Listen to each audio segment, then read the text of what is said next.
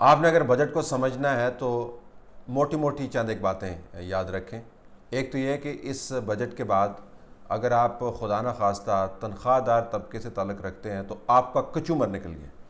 आपका कचूमर कैसे निकला है? तमाम के तमाम टैक्सेस का जो बर्डन है वो आपकी गर्दन के ऊपर डालकर गर्दन तोड़ दी गई है। यानी हुकूमत जो है तनख्वाहदार तबके को पीसने का बेहतरीन बंदोबस्त कर चुकी है। तो अगर आपको बहुत तलाश थी एक बड़ी तब्दीली की, तो अब आप देखेंगे कि आपके घर के बजट के अंदर कितनी बड़ी तब्दीली आती है। दूसरी बात याद रखें कि जिन चीज़ों के ऊपर आप तमाम अपना एक्सपेंडिचर करते हैं, जिनके ज़रिए आप अपनी ज़िंदगी को किसी महज़ब अंदाज से गुजारने की कोशिश करते हैं, वो अब आपकी दस्तरस से या तो बाहर हो जाएंगी या फिर आप को अपना हाथ बुरी तरह खींचना पड़ेगा। और हम किसी लग्जरी आइटम की बात नहीं कर रहे हैं, हम चीनी की बात कर रहे हैं, हम घी की बात कर रहे हैं, हम तेल की बात कर रहे हैं, हम गोश्त की बात कर रहे हैं। अगर आपने छोटा मोटा कोई घर बनाना है, हम कंस्ट्रक्शन कॉस्ट की बात कर रहे हैं, हम सीमेंट की बात कर रहे हैं। तीसरी बात, अगर आपने ये तवक्को की है कि तमाम तर कचूमर निकलवाने के बाद और अपने आप को ख्वार करने के बाद, अपने बच्चों का खाना कम करने के बाद इस रियासत से आपको कुछ तालीम के अंदर या सेहत के अंदर रिलीफ मिलेगा, तो बिल्कुल नहीं मिलेगा। तालीम का एक्सपेंडिचर कम कर दिया गया है, सेहत का एक्सपेंडिचर कम कर दिया गया है, और आवाम की फ़लाह के ऊपर जो PSTP का बजट है उसको स्लैश कर दिया गया है। इंतहाई गहरे स्लैशेस उसके ऊपर लगाए गए हैं, उसको रिड्यूस कर दिया गया है। तो अगर आप tax paying lower middle class, slightly upper middle class से आपका ताल्लुक़ है और आपकी जेबें गहरी नहीं हैं, आपने 2 नंबरियों से और सियासी असर व रसूख से या हुकूमती वसाइल को इस्तेमाल करके जबर के ज़रिए अपनी ज़िंदगी के अंदर सहूलत मुहैया नहीं की हुई, तो आपका कचूमर निकल गया। एक तो आप ये बात याद रखें। क्या इससे बड़ी तब्दीली आएगी? आपको बताया जा रहा है जी कि हम बेल्ट टाइटनिंग कर रहे हैं और पाकिस्तान की बका इसके साथ मुंसलिक है, और आप देखेंगे कि आने वाले दिनों के अंदर हालात किस तरह तब्दील हो गए। जिससे मुराद ये है कि ज़ाहिरन इस हुकूमत के पास कोई स्ट्रेटजी या लाएमल मौजूद है, तभी तो आपको बताते हैं कि हम आपके साथ ये कर रहे हैं, लेकिन कल जो है वो आप के साथ जो होगा वो इससे बेहतर होगा। तो उसके लिए ज़ाहिर फिर आपको हुकूमत की स्ट्रेटजी या लाएमल देखना चाहिए। तो आपको पूरी बजट डॉक्यूमेंट पढ़ने की ज़रूरत नहीं है। जो हमाद हज़रत साहब हैं, उन्होंने कल जो स्पीच की है उसका मतन जो है वो मुहैया किया है। उसके अंदर उन्होंने 11 नुकात उठाए हैं जो उनके मुताबिक कि जब मईशत उनको मिली थी तो उस वक्त उसकी इतनी दगुर्दू हालात थे जिसकी वजह से इस वक्त पाकिस्तान मुश्किल में है, और उन्होंने 11 नुकात रखे हैं। तो उस नुक्ते के साथ आप बतौर टैक्स पेइंग कचूमर निकले हुए शहरी के चंद सवाल भी उठा सकते हैं। मसलन वो पहला नुक्ता कहते हैं कि पाकिस्तान का मजमूई कर्ज़ा जब हमने मईशत ली वो तकरीबन 31,000 रुपये थी जो अदायगियाँ हमने करनी थी। तो आप ये सवाल पूछ सकते हैं, तो फिर पिछले 9 महीने में आपने कोई एहतमाम किया होगा ताकि आपको वो काम ना करना पड़े जो पिछली हुकूमतें ने किया। तो आपको जवाब में मिलेगा कि मजमूई कर्ज़े में 6 ट्रिलियन रुपए का इजाफा हुआ। यानी जिन हालात को बयान करते हुए ये मुकदमा बनाया जाता है कि इसकी वजह से पाकिस्तान ख़राब है, उस हालत के अंदर 6 ट्रिलियन का कर्ज़ा तो अभी ऑलरेडी ले चुकी है मौजूदा हुकूमत। फिर वो कहते हैं जी कि हमने बहुत सारी अदायगियाँ करनी थी और कमर्शियल कर्ज़े हमने ज़्यादा सूद के ऊपर लिए हैं।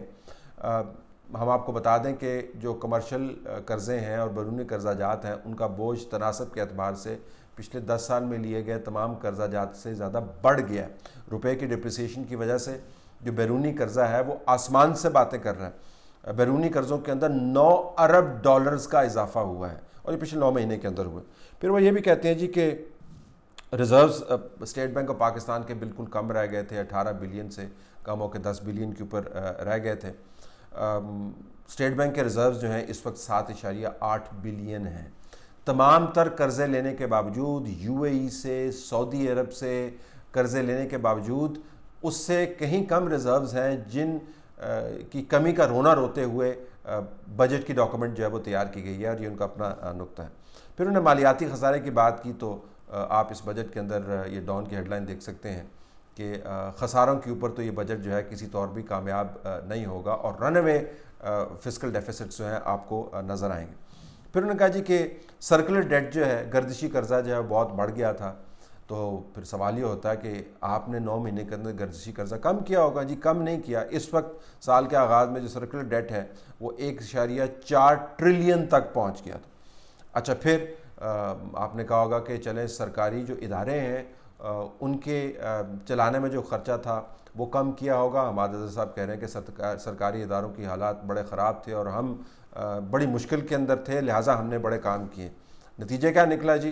नतीजा ये निकला कि सरकारी इदारों का जो खसारा है उसमें कोई कमी नहीं हुई, बल्कि करंट एक्सपेंडिचर जो है वो पिछले 10 सालों की निस्बत कहीं ज़्यादा बढ़ गया।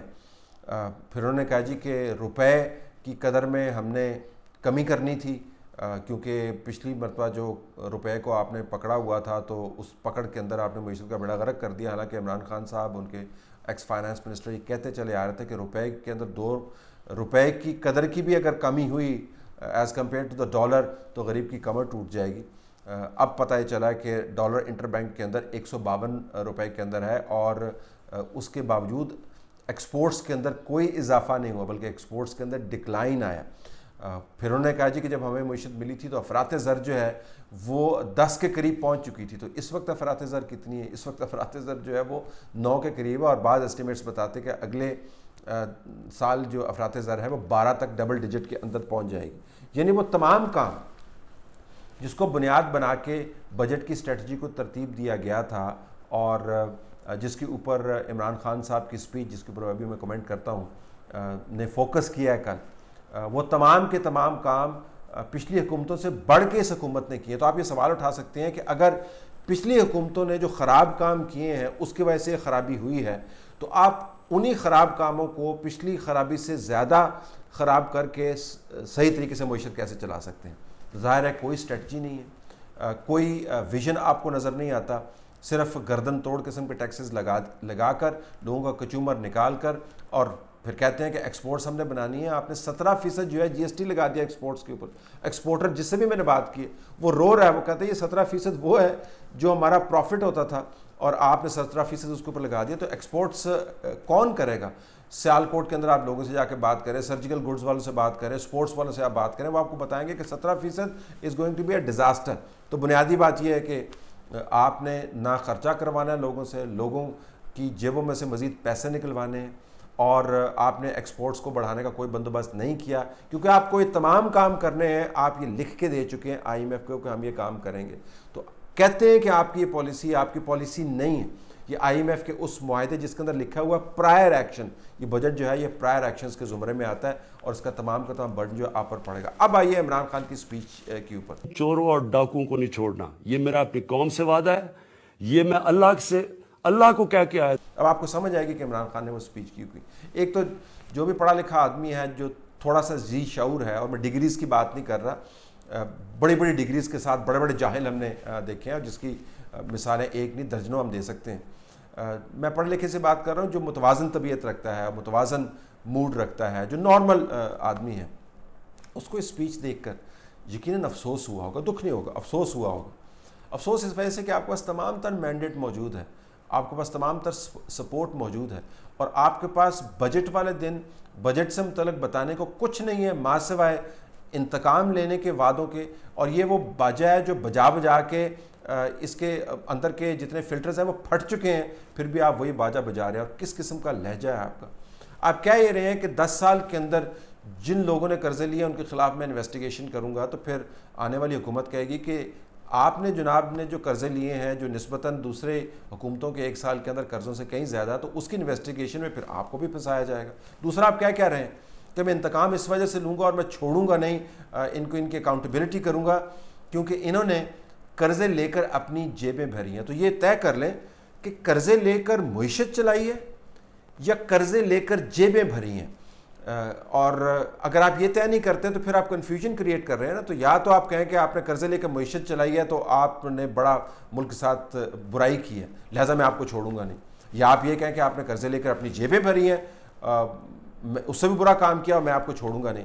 ये हो नहीं सकता कि कर्ज़े लेके जेबें भरी हों और कर्ज़े लेकर मुईशत भी चली हो। अगर जेबें भरी हैं तो मुईशत कैसे चल रही थी, अगर मुईशत चल रही थी तो जेबें कैसे भरी हैं? एक।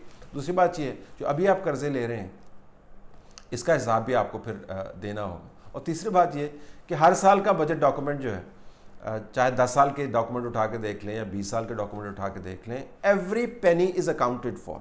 उसके अंदर लिखा होता है कि कर्जा कहाँ से आ रहा है, किस जगह के ऊपर जा रहा है। तो ये जो आपने खाम खा की कन्फ्यूजन क्रिएट की है कि जी वो कर्ज़े लेते हैं जी और अपनी जेबें भरते हैं जी और मुल्क दिवालिया हो जाता है, इसका कोई आपस में तलक वास्ता नहीं है। लेकिन आपको ये तमाम कन्फ्यूजन क्रिएट करनी है, आपको तमाम बाजे बजाने हैं फटे हुए बार बार इंतकाम के, क्योंकि आपके पास उन सवालों के कोई जवाब नहीं है जो वोटर्स को आपसे पूछने चाहिए, आवाम से आपको पूछने चाहिए कि आप तो सहूलत मुहैया करने के लिए आए थे। आपने तो 9 महीने के अंदर इस मुल्क की सिमत बदल देनी थी, और अगर आपको पता नहीं था कि इस मुल्क के हालात क्या हैं और आपने आके डिस्कवर किया, तो आप 10 साल अपोजिशन के अंदर या 15 साल झक मारते रहे थे, आपको पता नहीं था। तो बुनियादी तौर पर इस बजट के अंदर आपके लिए सिर्फ़ और सिर्फ पत्थर हैं जो आपके सर पर पड़ेंगे और आपके दामन के अंदर आके गिरेंगे और चीखें निकलेंगी।